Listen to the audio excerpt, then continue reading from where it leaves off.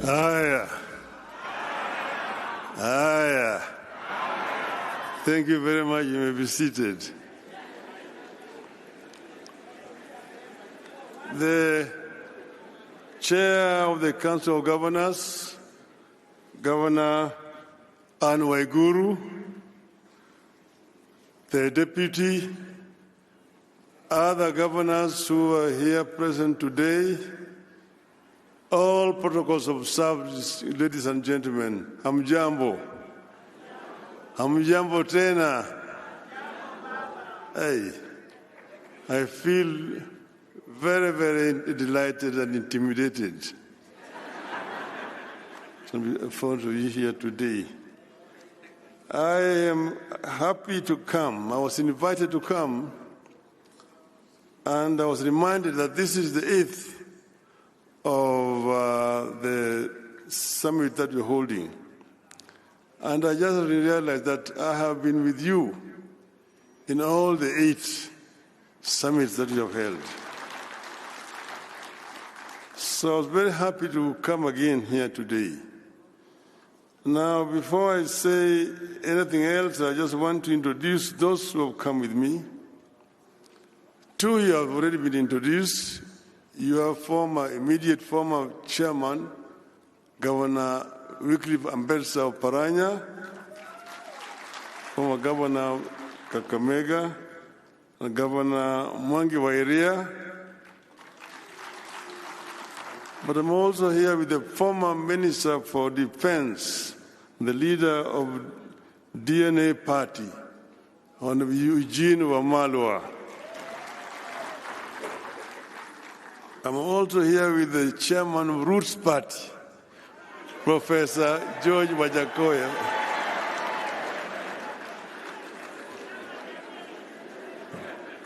Those are Wanazimio who have accompanied me to come here.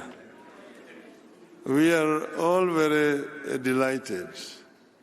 And seeing what is in the media today and also seeing what was said yesterday, I wondered what I should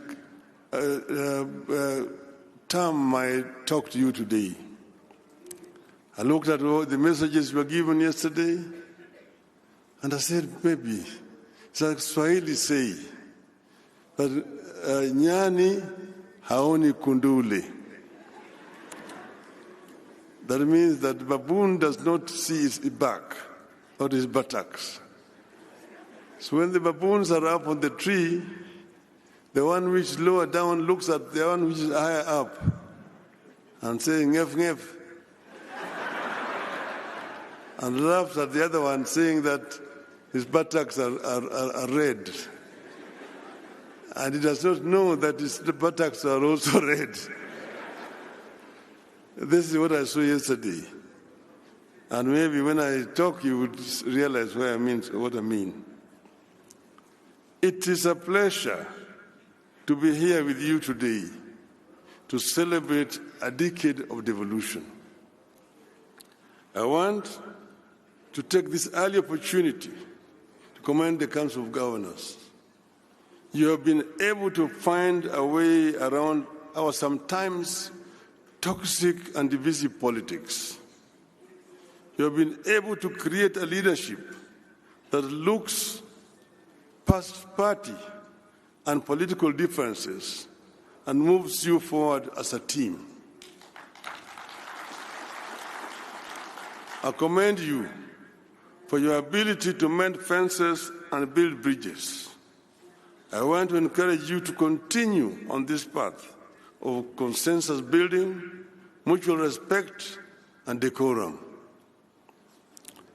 10 years into devolution, Kenya is a much transformed landscape with an amazing opportunity for rural economic revival and transformation. There is now economic life in rural areas. Some previously dead towns and market centers are beaming with the life after devolution. The prospect of Kenyans taking charge of their destiny and driving their own development is alive today because of devolution. A new middle class, whose members have not stepped into any major city in Kenya, is rising in the villages across Kenya, thanks to devolution. Devolution's success is a success story. It's a testimony to what we can achieve as a nation when we decide to pursue big dreams, no matter how daunting the obstacles may seem. As a country, we must congratulate ourselves for having endorsed devolution 13 years ago. And we must always remember it was not an easy victory. When we first unveiled devolution as a campaign platform in 2007 election, the proponents, including yours truly, were vilified and accused of planning to break Kenya up. We stood our ground and pushed devolution into every political conversation in Kenya, and we won. I am aware that even today, as you try to imagine and dream how best devolution can deliver more for our people, as you try to test and stretch the limits of devolution, you face skepticism and fears that you may be wrong and that it might destroy your political careers. My advice is that you dream on and soldier on. And I know that anybody who decides to go and run as a governor is himself already convinced that devolution can work. And I encourage you to remember the words of President Franklin Roosevelt. I quote, "The only limit to our realization of tomorrow will be our doubts of today. Let us move forward with a strong and active faith," unquote. Devolution continues to have doubters, but devolution can no longer be a loser without the nation losing. Excellencies, at this forum, I have the warm feeling of a person among friends who think alike and have the same goals and aspirations. As far as devolution goes, my aspirations and those of the governors are aligned.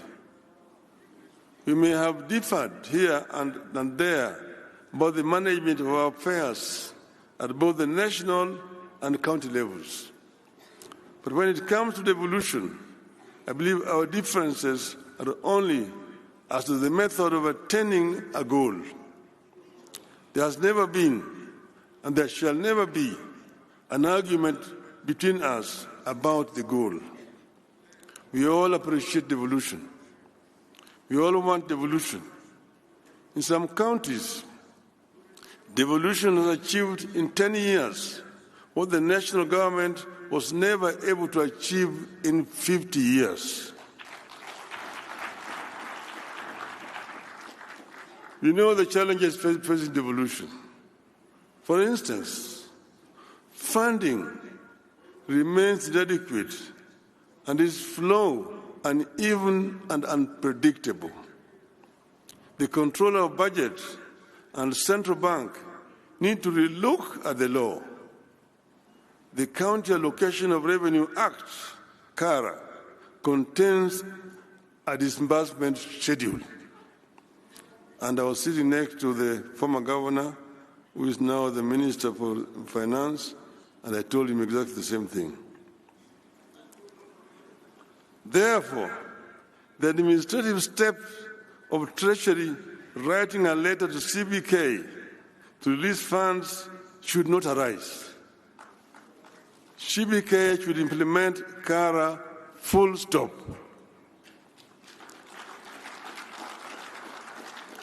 Bureaucracy at the Office of the Controller of Budget continues to hold back devolution.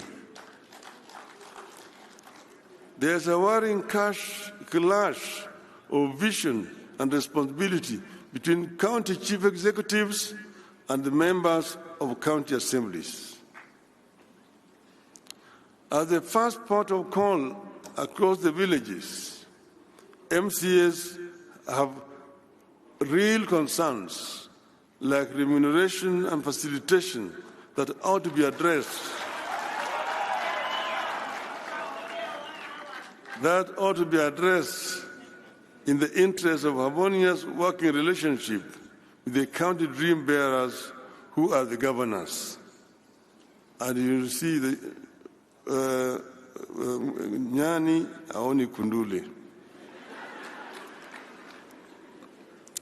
Across the 47 counties, the wage bill has become uncontrollable and continues to eat into what should go into the development. Even more worrying is the continuing duplication of functions.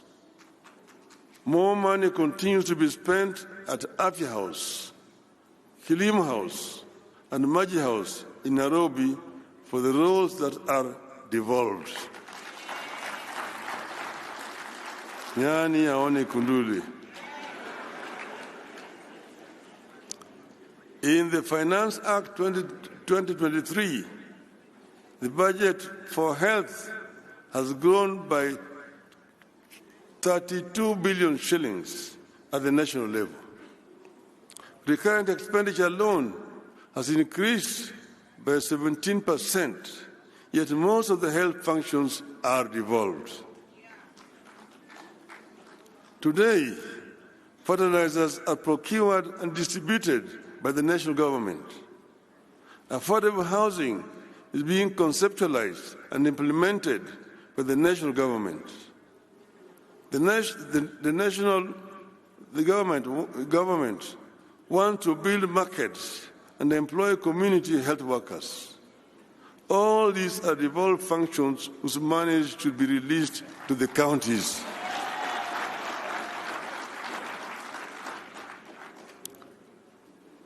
"10 years into devolution, this tug of war between the counties and the national government needs to come to an end. In this tug of war, the Commission of Revenue Allocation continues to be ignored, making revenue sharing between national and county governments and among counties uneven and more political than professional." Nyani aone kuduli. As we castigate the national government, let us worry over devolved corruption. Oversight seems concentrated at the national level, while the graft stalks devolution at every turn. The interplay between oversight institutions like the county assemblies, Auditor General, the Senate, and the investigative and prosecutorial arms is weak, and the institutions not working together. But I want to say that it's not only that the corruption has been devolved, corruption has also remained very big at the national level. So the national level has no business talking to you about devolved corruption. When assemblies and the Senate inquire into a matter, the best they can do is recommend investigation. When investigators complete their work, the best they can do is to recommend prosecution. And there is, of course, no guarantee that the courts will punish the wrongdoers. Let us address these man-made challenges once and for all, so that we can unleash the full transformative capacities of our counties. We need a constant and consistent monitoring of all laws governing devolution to ensure their implementation and to add statutes whenever they are needed. Your Excellencies, ladies and gentlemen, we meet at a time our country is facing real grave threats. This is a reality check backed by government data. The economy is struggling. Our national currency is severely weakened. The shilling has fallen by 10% since March this year. Our people have been hit hard by punitive taxes and consequent rise in the cost of living. We have runaway unemployment. Our healthcare system is broken. We face challenges with food security at a time climate change is turning everything upside down. From farming to healthcare to provision of water and infrastructure, nothing is the same or predictable anymore. Unfortunately for governors, you are stationed where the desperation, the need, and the expectations are highest.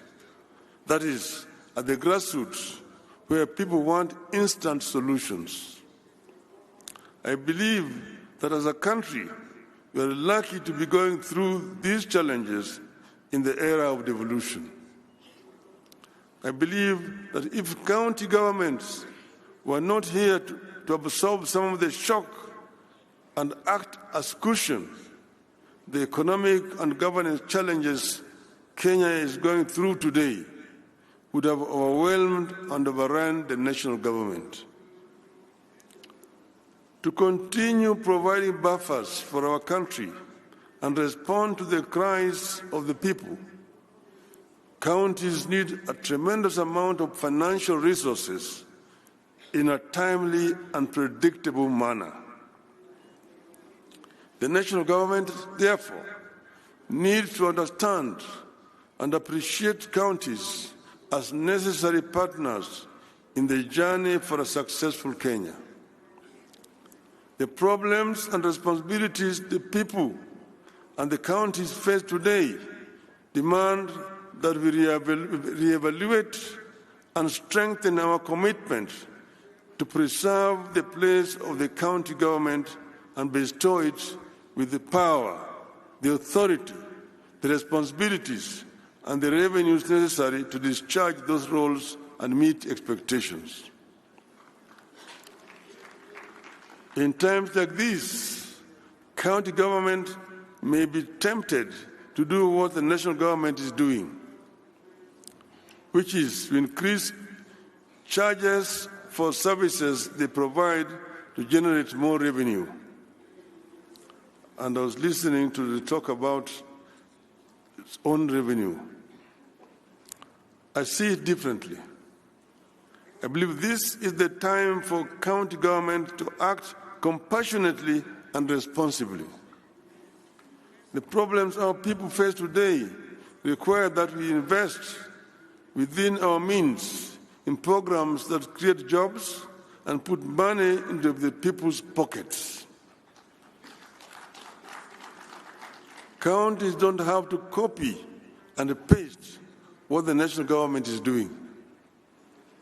I encourage you to be own models for innovation and creativity. Rather than extract more from the pockets of equally suffering masses, I encourage you to continue to provide communities and families with the tools they need to succeed so that they can, in return, finance counties without too much pain.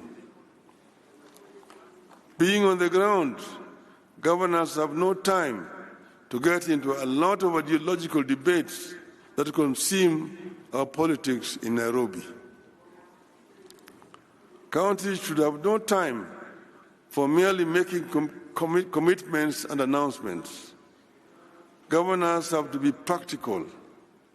You will do well and set examples when you back up your pronouncements with concrete action at the level of policy and practice.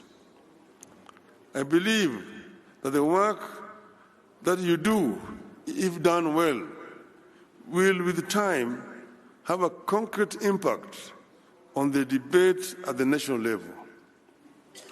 This is the time to provide record amounts of assistance to our farmers to enable them save us from the routines of famine, food imports, and food inflation. This is the time for financial inclusion programs and ensure the money reaches the intended recipients. This is the time to work on turning your towns into smart cities of tomorrow, equipped with world-class amenities. I encourage you to soldier on and double your efforts at light manufacturing and value addition as a way of generating revenue and putting money into people's pockets. With focus, you should be able to set up world-class investment and industrial regions along dedicated corridors of your counties to aid manufacturing. I want to encourage you to particularly promote labor-intensive manufacturing because it puts money into the people's pockets. And I'm talking to you as a manufacturing engineer.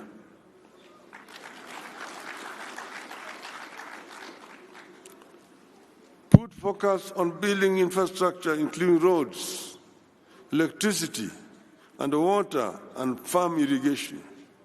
This will yield returns. We have to ensure that our policies are predictable and tax regimes stable. Ease of doing business in your counties must therefore be a prime concern. Investors need the assurance that the rules of engagement are the easiest that can be. Remove bureaucracy. With such clarity, you will be able to create employment opportunities, encourage enterprise, and to create a bigger job market for our youth, widening your base for revenue. I believe it is time, again within your means, to allocate some of the money from own revenue to a cash transfer program to help protect the poor at the grassroots. I want to encourage you to continue with cooperation between counties. At the same time, however, we need a competitive element among counties to prevent the temptation to just maintain the status quo. Let us compete even as you cooperate. Finally, ladies and gentlemen, I want to disclose to you a reality slowly taking shape in our country, but which many of us, including the governors, may not notice. While national politicians may be getting all the attention, the action of translating policies into improvement of livelihoods is actually being determined by governors, county assemblies, and county governments. I see immense possibility for our county-driven growth and leadership in our country. I see potential for a county-driven quantum leap in our country. This hidden reality is not limited to one section of our region. The potential is unlimited. Be open to ideas, investments, and innovations. You may just be the team that put the country on the path to a reversible takeoff. I want to conclude by referring to what Governor Jonathan B. said, the host governor, that they are expecting bumper harvest in this region because they did Maandamanos in the farms instead of doing the Maandamanos on the streets or carrying sufurias. I want to tell him that this katiba that we have is a product of Maandamano.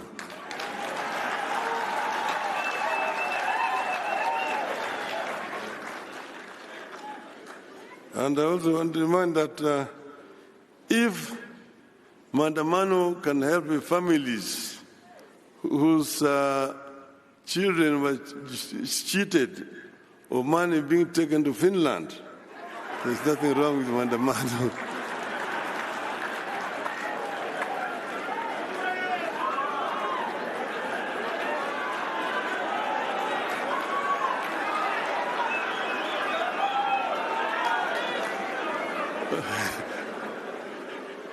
What is wrong is police brutality.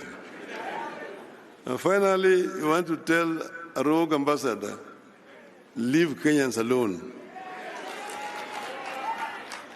If Maandamano can lead to a dialogue between Ichung'wah and Kalonzo, everything is good with Maandamano. Tell the rogue ambassador, Kenya is not the United States. Kenya is not a colony of the United States. Keep your mouth shut when you hear. Otherwise, you will call for your recall back to your country. I thank you, ladies and gentlemen.